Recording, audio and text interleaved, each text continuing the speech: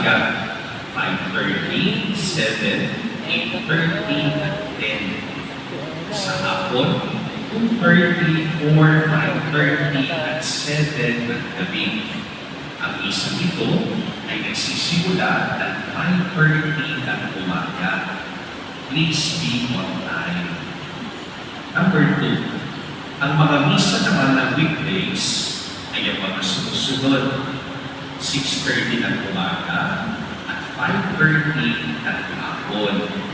Ang misa ng Sabado at 5:30 ng hapon ay anticipated Mass. Maraming salamat.